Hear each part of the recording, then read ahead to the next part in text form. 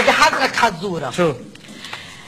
مين بيقول العود دندن دنلي والطبل طبطبطبلي وطبطبت طبطبت طبطبت طبطبطبلي؟ لحظة لحظة لحظة لحظة لحظة لحظة لحظة، منين جايبتيها لهي انت؟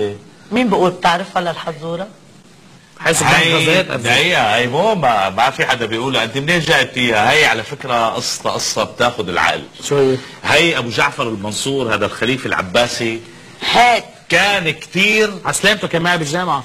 طبعا طبعا على فكرة هذا الزلمة كان كثير حريص على اموال الدولة وكان خليفة هو، واشترط على الشعراء انه كل واحد بيقدم قصيدة لازم يكون القصيدة من قوله هو لحتى يعطيه عليها جائزة، وبتعرف الشعراء دائما بيسترزوا من وراء هي الشغلة. وكان هو في صفة رهيبة جدا انه اي قصيدة مهما بلغت من طولها كان يحفظها من اول مرة الخليفة، وكان عنده غلام بيحفظها من ثاني مرة، وعنده جارية بتحفظها من ثالث مرة.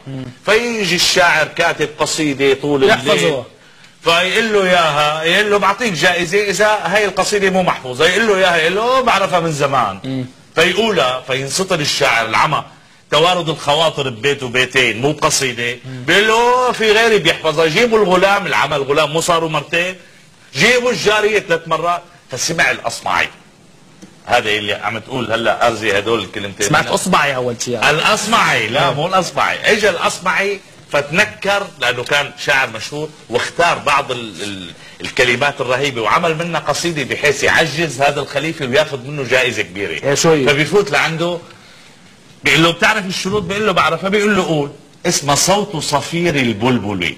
فبيقول له الاصمعي صوت صفير البلبل هيج قلب الثمل، الماء والزهر معا مع زهر لحظ المقل، وأنت يا سيد لي وسيدي ومولى لي، فكم تيملي غزيل عقيقلي، قد طفته من زهرة من لثم ورد الخجل، فقال لا لا لا لا, لا وقد غدا مهرولي، والقود مالت طربا من فعل هذا الرجل، فولولت وولولت ولي ولي يا ويلني.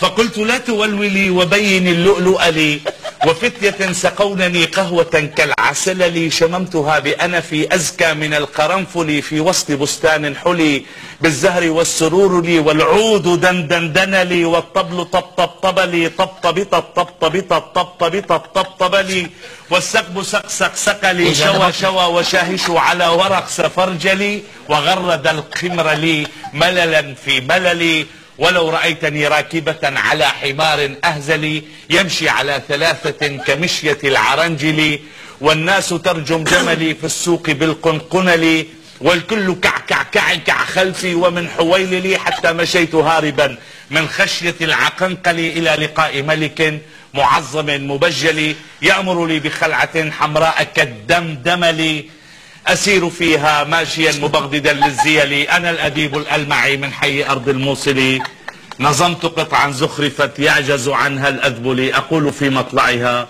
صوت صفير البلبل.